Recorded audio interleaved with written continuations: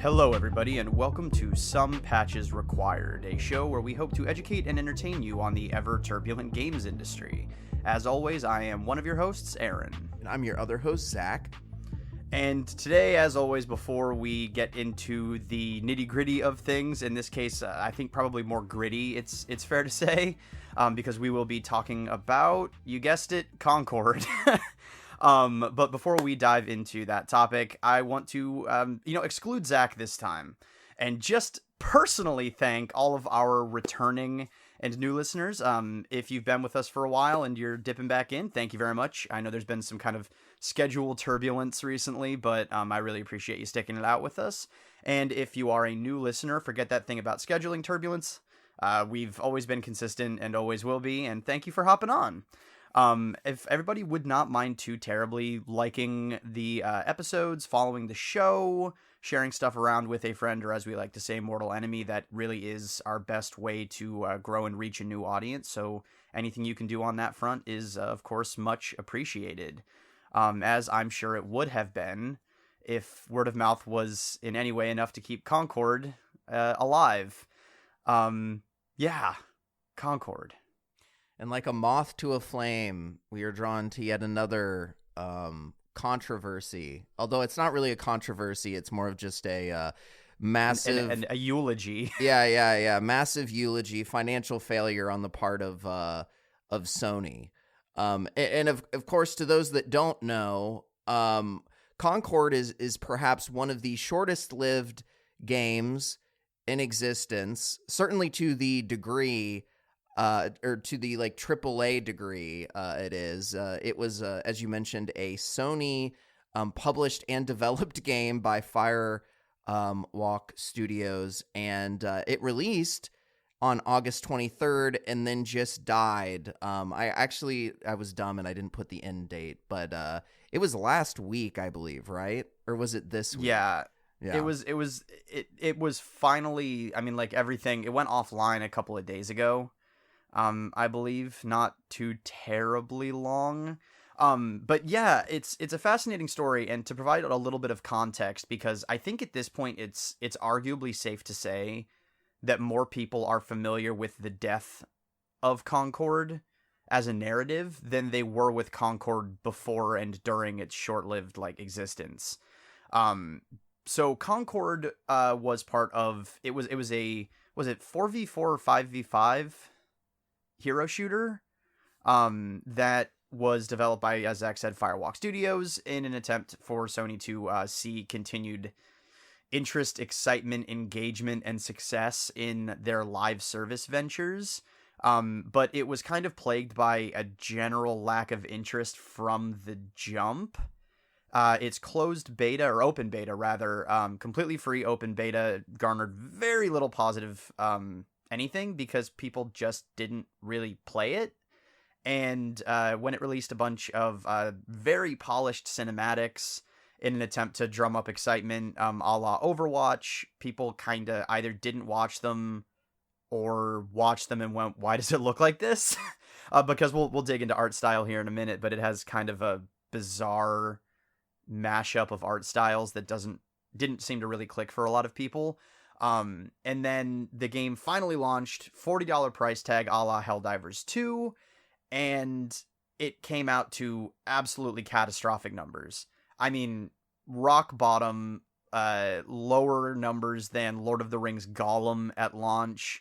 And we have some points of comparison in here to bring up. But yeah, just an absolutely abysmal, catastrophic, apocalyptic launch. And then Sony took the borderline unprecedented step of pulling the game completely from the storefront, removing it from people's libraries, and then shutting down the actual servers, all within about the span of 2 weeks. Which we didn't do an episode on it, but there was actually a lot of commentary around the fact that Sony can just pull things off of your, physical devices, in this case PlayStations, which is wild because I feel like back in the day you would still keep the app on your device, like the launcher, but it may just not direct to anything because of course the service is down. So anyway, I don't know, that's just kind of wild still that they can just like wipe your machine to some degree. But yeah, I don't think they can yet like actually delete local files. So I think if you have the application installed, you might still be able to like look at the pretty icon. Well, And I don't actually think they're remember removing people's trophies. I remember a Bellular video where Michael was saying they actually can physically Oh, well, wipe your shit. device if it is connected to the internet.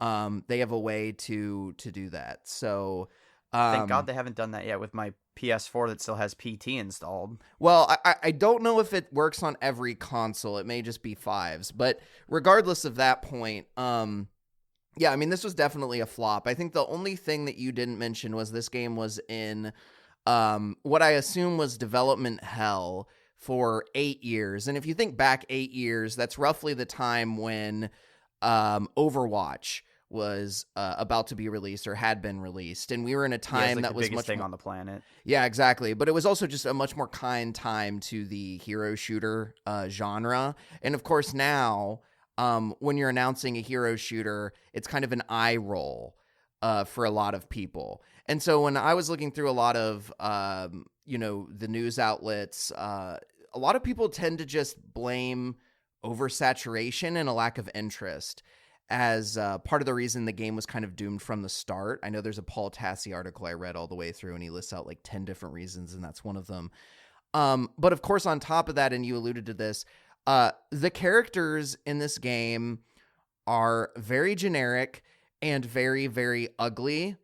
And I don't necessarily mean ugly in like, oh my God, these people, they're hideous. It's more just the design is kind of uninspired. They look very focus tested is a way that Stephanie Sterling put it, which welcome back to being someone we reference, the Jimquisition. A lot of your Huzzah. episodes have not been relevant to what we're talking about, but you did release one that was relevant to this topic. So You're back in our sliver of the zeitgeist. yeah, welcome back.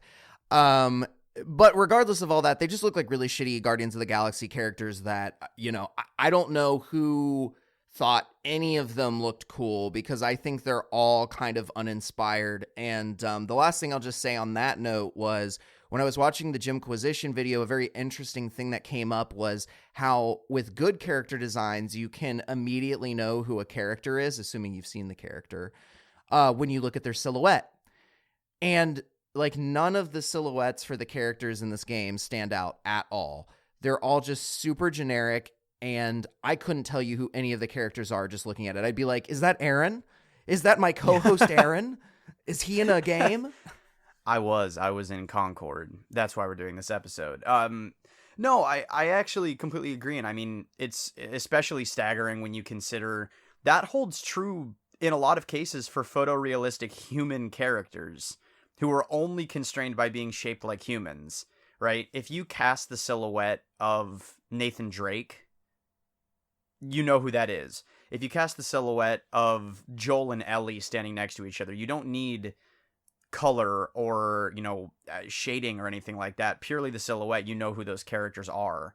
Kratos is a little bit more iconic in specific ways, just to pull from Sony first-party characters. But yeah, looking at these specific character models, the thing that I think throws me for a loop is the bizarre kind of mishmash of art styles, in addition to the lack of iconically, like, just, and I don't mean iconic in the sense of like, oh, that's iconic, oh my God, iconic moments. I mean literally iconography, in this sense.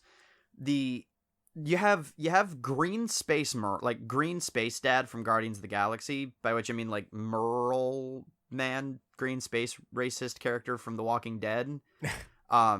He's in there. And then you have Kelsey Grammer's The Beast from X-Men 2 in there. And then you've got a nondescript robot. And then it just looks like a bunch of NPCs.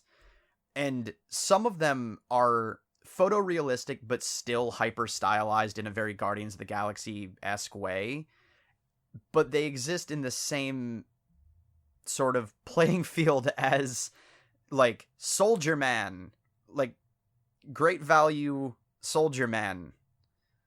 You know, like when you can't afford a GI Joe, so you go to Walmart and you just buy great value Soldier Man. Discount Overwatch, but hyper realistic or whatever. Right. Yeah. And it just, none of it gels. And I'll be honest with you, I fell into the camp of people who was kind of barely paying attention to this game pre-launch. I was aware that it was coming out. I was more interested in kind of the discourse around the game than I was the actual game. So when I saw clips and bits of the cinematics that they put out, I went, wow, those look incredibly polished and nothing like a hero shooter. And then I'd look at the game and I'd go, wow, that looks, I mean, nondescript in every way. And then I'd kind of forget that it had anything to do with those cinematics and move on with my life. So I'm not exactly sure what they were trying to go for visually here, but I don't think it can be overstated how important that sort of thing is to a game, especially a hero shooter, right? Iconic character designs are important when you're trying to sell a game based on characters, whether that be a single player game or a multiplayer game. But when you're trying to especially monetize cosmetics for your game as a revenue driver, the dolls need to be pleasant to dress up. And if they're not, no one's going to buy clothes for them.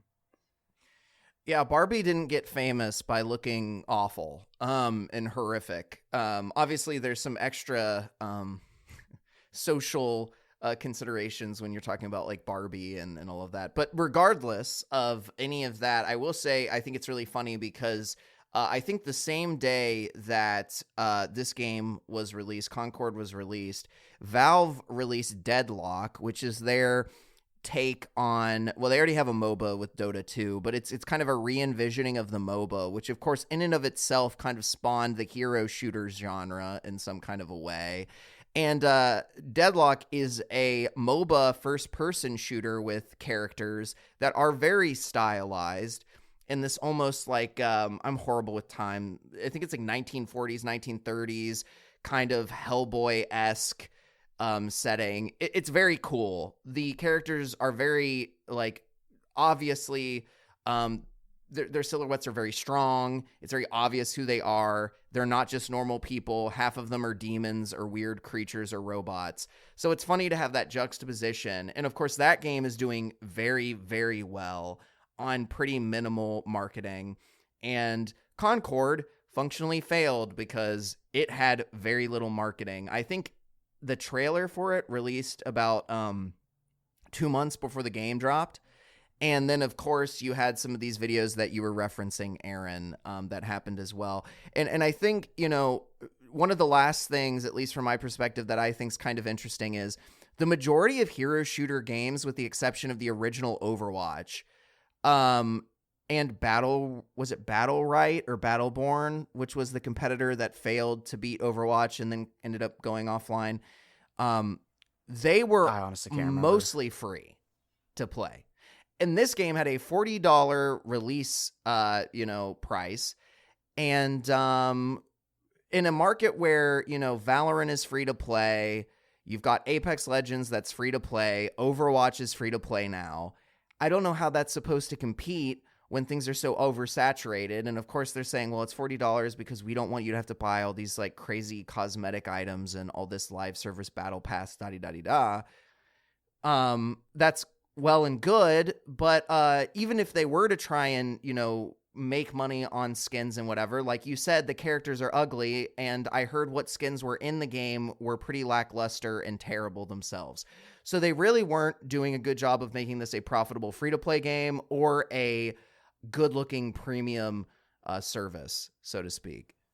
Right. Yeah. I mean, the marketing surrounding this game has actually led certain, people on the internet to speculate that the game was almost kind of sent out to die in a certain way, almost as if they didn't have a great deal of faith that the game would have legs. So it almost feels like they were trying to recoup losses for an inevitable, kind of thud by having those $40 that $40 price tag attached to it.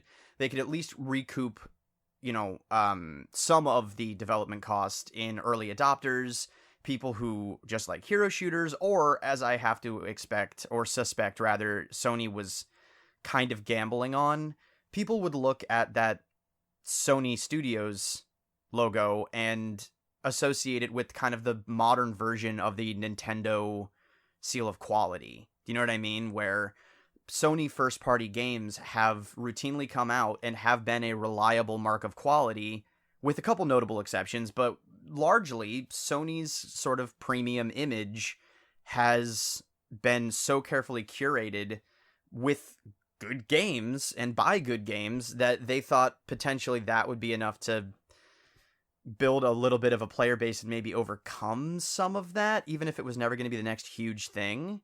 But I don't think anyone was anticipating numbers this bad. Like Yeah. what was it? Sub 300 concurrent players on Steam during the launch window. The number I have is it didn't break 700. So technically 300 would work.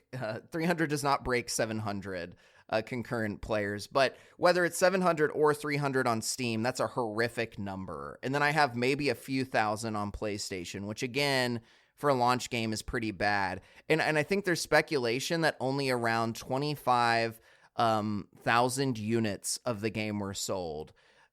So this was not a profitable game by any measure.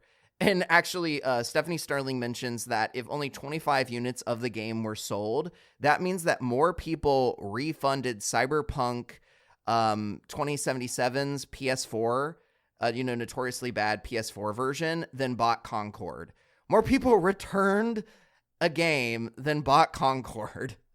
Right. Concord, the AAA Sony game. So,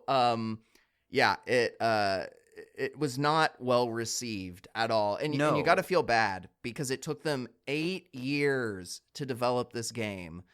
Right. It's crazy. It is. And you can also look at the numbers are even crazy. Like Bellular News had pulled a figure saying that Horizon Call of the Mountain, the PSVR 2 Horizon spin-off game. And the PSVR 2 is its own can of worms for Sony that I won't get into, but suffice it to say it has not sold particularly well, and has largely been considered to be basically physical abandonware by Sony because the support for that hardware just really hasn't been present. That game got, 71,000 downloads, lifetime downloads, and that's for a largely niche peripheral piece of hardware, a very expensive peripheral piece of hardware, and it still sold almost 3 times the number of units. Granted, that is lifetime, and now I guess technically our figures for Concord are lifetime, but the lifetime was just considerably shorter. But yeah, the difference there is staggering in a lot of ways, and the general consensus is, depending on which figures you look at, the game at most maybe made about $1 million against a $100 million plus budget. Yeah, I mean, it's definitely this game was a money sink, we're monumental failure to recoup funds. This makes the Borderlands movie look like a good investment. Well, and I think because I know that the way we did this, we had 2 points we wanted to talk about, so I'll start kind of pushing towards yours. But I think the thing that's like particularly sad about all of this is it really is just this game took so long to make. People put tons of effort into clearly trying to make this a good game, and it's not even a bad game. And let me contextualize that. When I say it's not a bad game, what I mean is the fundamental game design and the gameplay loop of the game is not bad. I was reading some articles. Paul Tassi was saying it plays very much like Destiny 2, and some of the other contemporary FPSs at this time, right? And it's a pretty polished game. It's just the character designs are so bad, as we've said, and it's just so uninspired. There's nothing that makes this game stand out in a positive light, and that's the fundamental issue. So yeah, I feel bad. They spend 8 years making a game that's not even a bad game. We can't talk about how the mechanics and design was shitty, but we it didn't get a chance really, and that sucks for the developers of the game, I think, for sure. It really does, and you can go onto Twitter and see, a handful of the developers kind of mourning the death of their their project that they've been working on for so long. And this game was in development at Firewalk before Sony acquired Firewalk, so it's obvious that Sony purchased the studio with the intention of this game being a flagship launch title for their platform, because of Firewalk's experience in that genre and whatnot. So it does, my heart really genuinely does go out to the developer for all of the kind of crappy things we're saying about the game. In a different world with a couple of tweaks, it's possible that this could have worked, and it's sad to see that much work kind of fall by the wayside. But so my big sort of question is split up into 2 bits, and I will attempt to get through this as succinctly as I can. I am fascinated by where we go from here. And I mean that in 2 ways. 1, where does the game go? And 2, where does Sony go? And as for where does the game go, Sony released a statement about the game a little bit ago, basically saying, look, we're really happy that there's a community around, a very small community, but a community that's forming around it, and we thank you all for the kind blah blah blah, but we're going to be pulling the game down. And they specifically said that they were going to explore options, including those that will better reach our players, and then try to determine the best path ahead. So I thought it might be fun to take just a couple of minutes and speculate on what that best path ahead might look like. And at the risk of ranting, I will start with option 1, which is they could basically call it roughly a $100 million loss and just walk away from it like Anthem.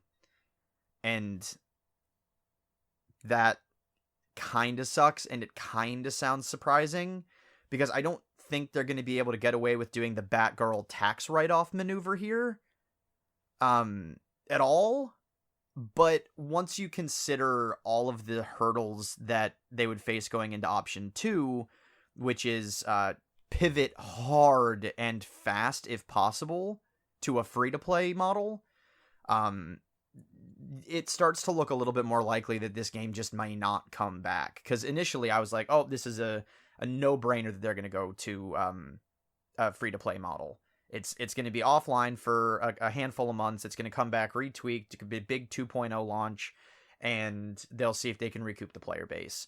But I think that there are going to be a good handful of issues with that may end up, kind of throwing a monkey wrench into those works.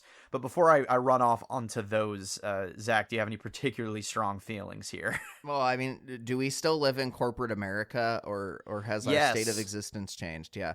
I think, to your point, this is going to get anthemed. And what I mean by that is, we have ambition to make this game work for players. And then, of course, eventually they're just like, it's not worth the effort.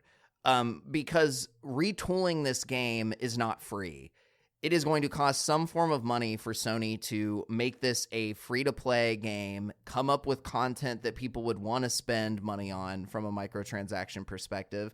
And I just don't think Sony's going to want to deal with this financial flop where they're already in the negative. And candidly, even if this game somehow came back out and was free-to-play, I'd say that the chances are it is not going to recoup its losses. With such horrific launch numbers, I think it would be very hard for it to, completely go into the green and be a positive financial win. I will also say, on a last note, that Sony, I don't know if Sony's cool with free-to-play. I think that and this was actually a point that I'm stealing from Michael Bell. I'm not sure if they're okay not being seen as this premium development house where they make these, hyper photorealistic AAA games. I just don't know. I don't know if that's something that they want to tie to the brand.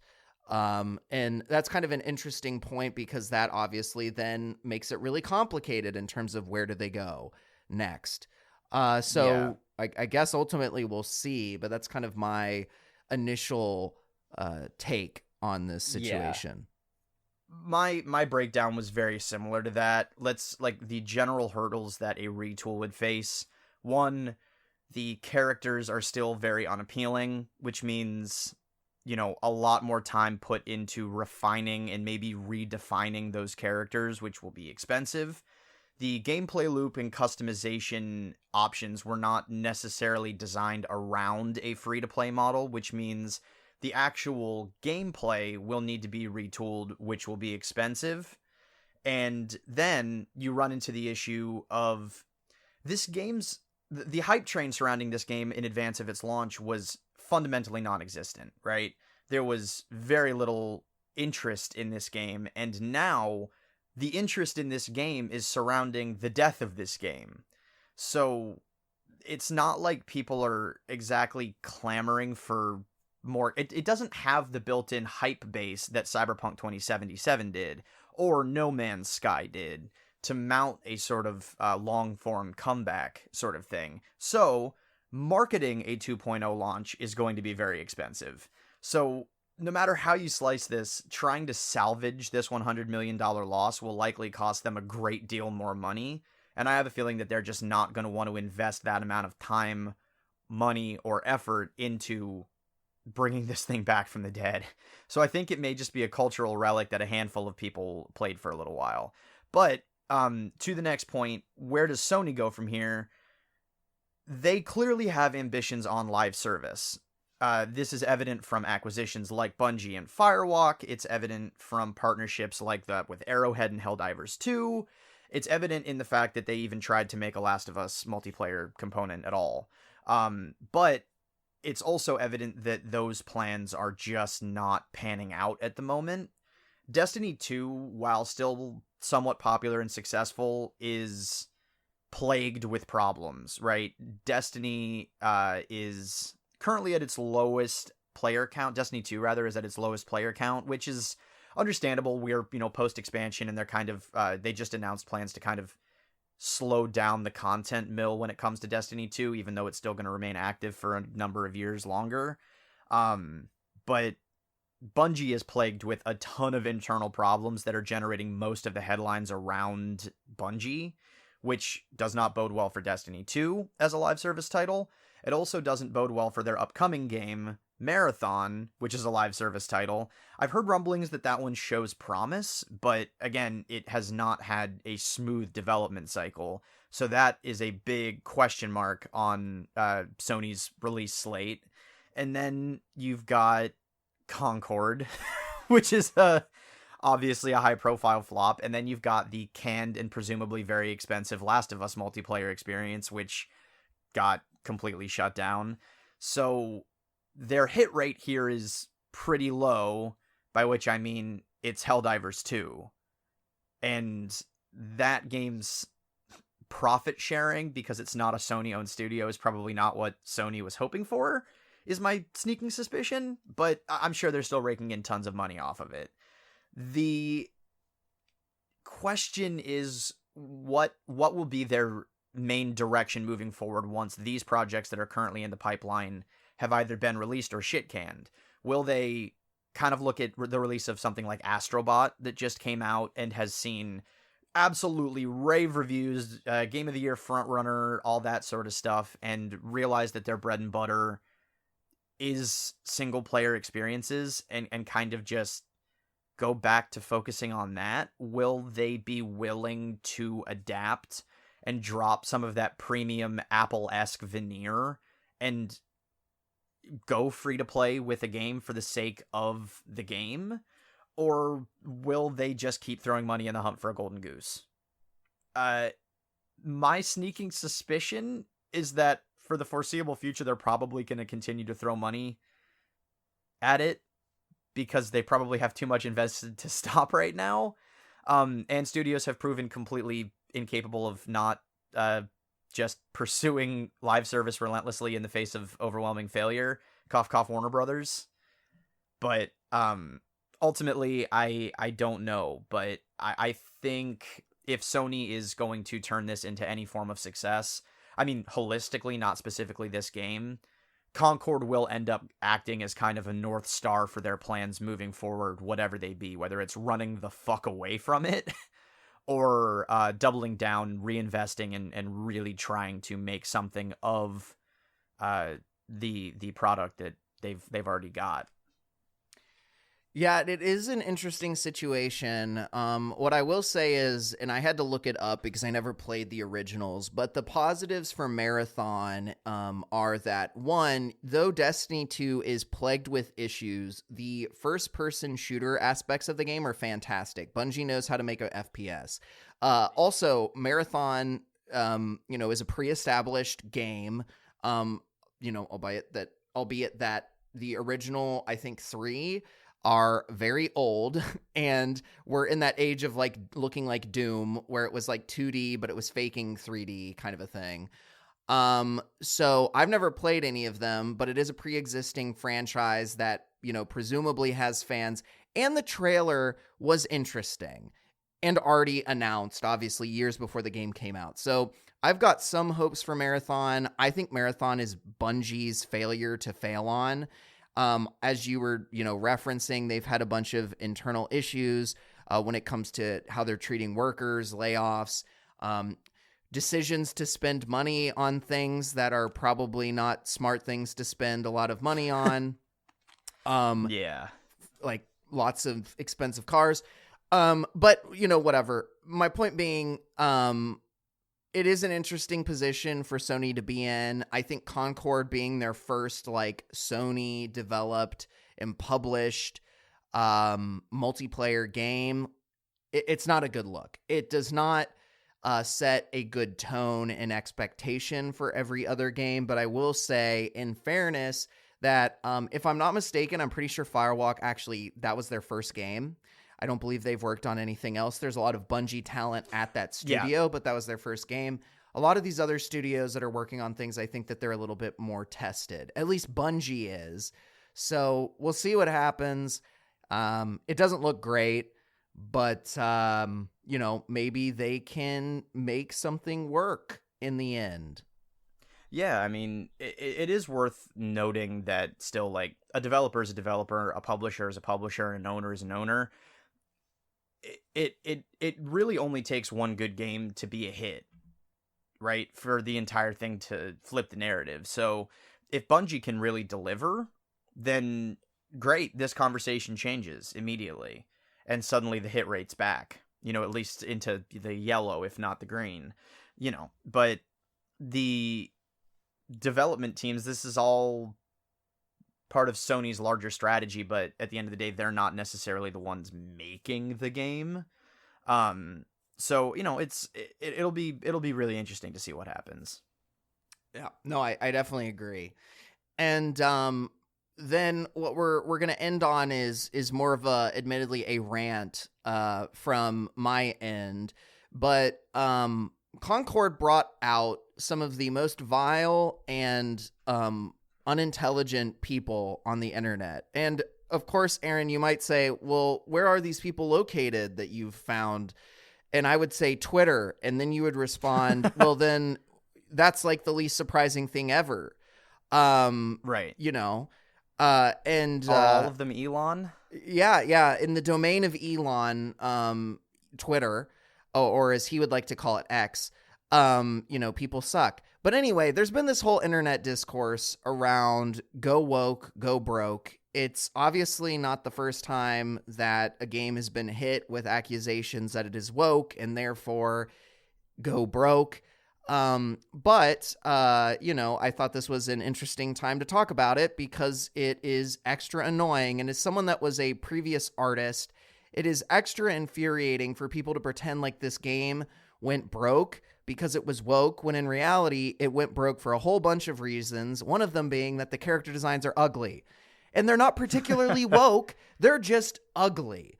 Like, they're not good character designs, they're uninspired. They, like, it's funny because a lot of these people, when they're talking about the game being woke, they'll reference that there's pronouns in the game and that the characters look gay, I guess, and all these other things. And it's like, the characters don't look particularly gay to me. They just look bad.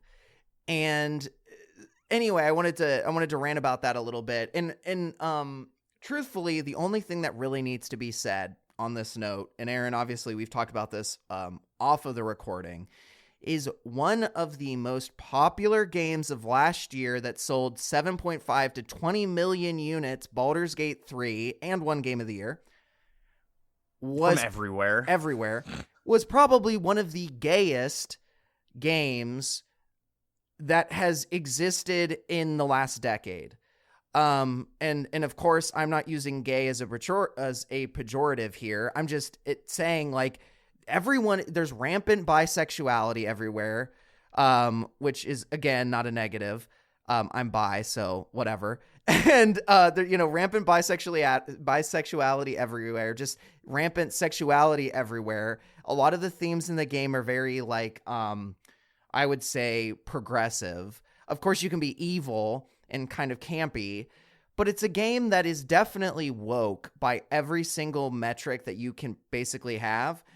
And it won Game of the Year and basically reinvigorated the, of course, now I'm going to blank on what it's called, but that specific RPG space basically reinvigorated it. And then the last thing I'll say, not literally the last thing, but the last thing in this, like, tangent that I'm going on is Final Fantasy XIV is one of the biggest MMOs with 30 million to 60 million players. And it is also got a thriving LGBTQ plus community in the game. The game is very, very progressive. And it is, like, just being a massive success. So it's so funny that there's this idea that if you go woke, you go broke. When in reality, there's a lot of games that have gone woke and done the exact opposite of going broke. And in fact, done quite well. So anyway, I'll shut up, Aaron, so that you can comment, kind of on this crusade against wokeness. I always just think that's interesting. Right. So I think I mean, first off, it actually does still piss me off that woke has become such a loaded term, because do you remember not that long ago when it used to be kind of a positive thing? Like, people would be like, yo, stay woke, and it was just kind of like a cool, all right thing to say, and now it has just become this, like, slanderous, hateful term that especially the conservative side of things likes to throw at things that they don't like for inclusion or diversity or whatnot.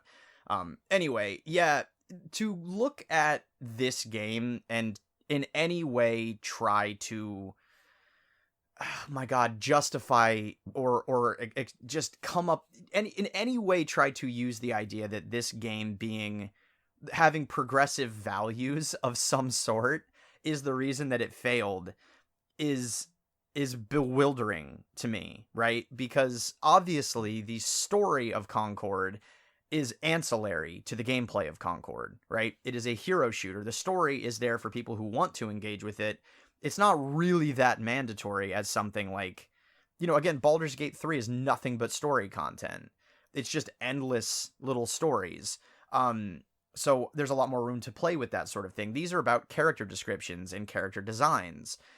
And again, they're willfully disregarding the massive success of other games that have inclusive, casts, diverse casts, LGBTQ plus representation, things like that. Baldur's Gate 3 is a great example. I think you have down here, like, Hades is not a bad example. A number of other hugely popular games, even taking the awards out of it, because I'm sure a handful of conservatives would be very eager to tell you that the award shows themselves are woke. So of course they're going to reward woke content. Blah! They're coming for you! Alex Jones shit. It's just unhinged nonsense this game wasn't played. It's not that it wasn't played because people looked at the strong character designs and said, well, surely this is promoting an agenda that I can't get on board with. No, people just didn't want to play the game. It has nothing to do with it. The degree to which people are claiming victory over the woke mob, in quotations, for this game's failure is so... It's delusional, actually, is the word that I will use. It is projection at its finest. You want it to be about that. Because it isn't. It just isn't. Look at the actual factors of this game's failure first, and then if you want to say, I'm glad it failed because it's woke, then you are allowed to have that shitty perspective. But it did not fail because it has woke elements. I'm just gonna keep rambling if I keep going. But my God, they're reaching like crazy. That is desperation. Well, it's 100%, and I would highly recommend that anyone that's kind of wants a good laugh and wants to listen to a good article, or read a good article rather, that you check out The Woke War: Why the Right Believes It's Dominated Gaming and TV in 2024. It's a Paul Tassi article. The Acolyte. Yeah. Well, so the Acolyte's, referenced in there, and then it's got Suicide Squad, Kill the Justice League, and all these other things. And it's basically Paul Tassi talking about like why something was actually successful, and then why, the anti-woke crusade thinks it was successful or a failure or whatever. And basically what he sums it all up as is that, this is a quote, "Successes of anti-woke things are claimed as scalps, whether that was actually the intent of the work or not. Failures of woke things are purely because they're woke, not any other reason at all, ignoring any and all other factors." And I think that basically just summarizes a lot of this point. But the actual final thing I'll end on this note, because you might get a good laugh out of it, Aaron, is I would recommend that you look up the Woke Content Detector. It is a curated playlist of games on Steam, where they basically say, is a game too woke to be recommended? Is it informational, as in does it have... That's basically them being like, we don't know if this game is woke or not. Or is it, recommended, which is there's no woke anything in it. This list calls games like Dead Space woke. I've played Dead Space, justification, peeing my pants while playing Dead Space, but there was never a moment in that game I was like, damn, this game is so progressive, particularly. Is it because it has representation for engineers in space? I'd have to go back and see what the actual comments were to figure it out 100%, but I will read out some of the comments for Elden Ring, which is clearly the gayest and most woke game that has ever existed. Elden Ring was not recommended, and of course Elden Ring was a massive failure, just monumental failure. It was commented as having overtly pro-LGBTQ+ messaging, and it was also woke because it uses the body type in place of biological sex during the character creator. Similarly, similarly, Call of Duty Black Ops Cold War, another champion of wokeness, was not recommended because it was overtly pro-LGBTQ+ with its messaging, and it had non-binary character options. So it's so ridiculous. They even have Hogwarts Legacy, the game that was famously boycotted and criticized by, left-leaning people. Have whatever opinion you want on that. And championed by conservatives. Hogwarts Legacy was called a woke game. And I don't know. This just like clearly shows how much of a joke this whole thing is. And I will go the extra step of saying this woke content detector, there's only like 2,500 people that follow this thing. So like, is it an actual representation of the majority of people that use woke as a pejorative? Who knows? Maybe not. But it doesn't change the point or the fact that people that care so much about wokeness are clowns, because half of the games that they don't recommend on this list are fantastic. Guilty Gear is one of the best fighting games that's been out. The Spider-Man remastered game and the original Spider-Man game from Sony are fantastic for PlayStation. Among Us is a good, simple game. Baldur's Gate 3, fantastic. Elden Ring, fantastic. These are all good games, and people are missing out on it because they're afraid of pronouns, there being a body type instead of a gender that you're selecting during character creation, and I guess pro-LGBTQ plus messaging. Although I'm going to be honest, I don't really know what they mean by that in some of these things. I guess it's just a gay character existing, but yeah. Yeah, especially, it is almost pathetic.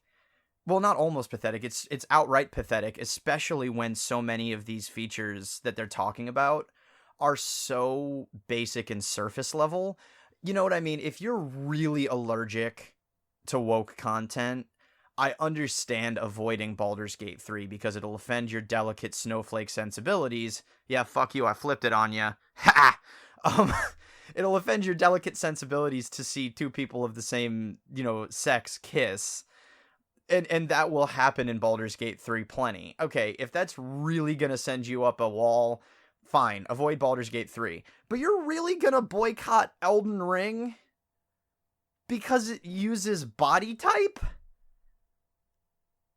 Like, that is, you can just ignore that button and go play the game. Whether this thing is indicative of the larger opinion on this sort of thing or not, the fact that it is part of the discourse and that this discourse is so widespread is kind of frustrating in a lot of ways, I will say, to try and be magnanimous. But yeah, the taking, the personal frustration with this out of it entirely, it is a complete failure of rational thought to indicate in any way, imply in any way, or, as people seem to have already done, conclude in any way that Concord's failure was the result of it having woke elements. That is a complete breakdown of rational thought, a willful disregard for facts, and a cherry picking of your specific traits of interest. Like, if you look hard enough for it, you'll find it, and clearly they're looking for it because, my God, that's just not why this game tanked.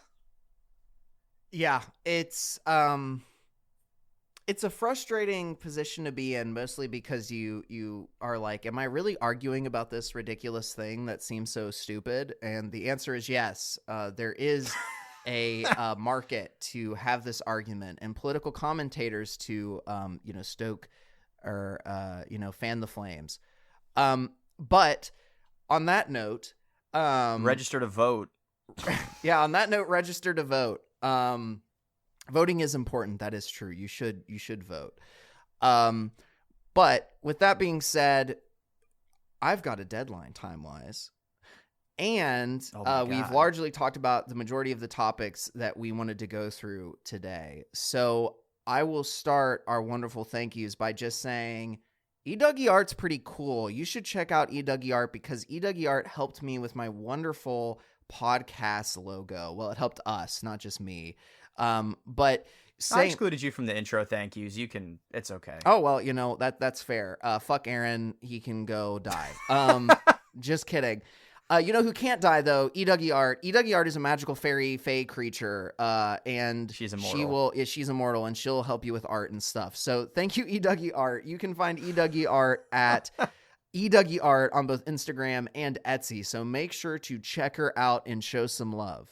Yeah, and if you are similarly in the market for good art that you can put in your ears instead of your eyes, check out Beach Girl, the provider of our exceptional intro and outro tunes, as well as the creator of, just a pretty solid discography of rockin' tunes. So yeah, you can check out Beach Girl on Bandcamp, SoundCloud, Spotify, YouTube, just about anywhere that good digital music can be found. You can find Beach Girl, and you should, because it's good. Wow, there's a lot of different rhymes in there. But yeah, Dougie Art, Beach Girl. I'm gonna thank you both again because I was excluded from the first one, but I do love your art. All right. Well, thanks everyone for tuning in, and we'll see you on the next episode of Some Patches Required. Goodbye. Yes, indeed. Goodbye.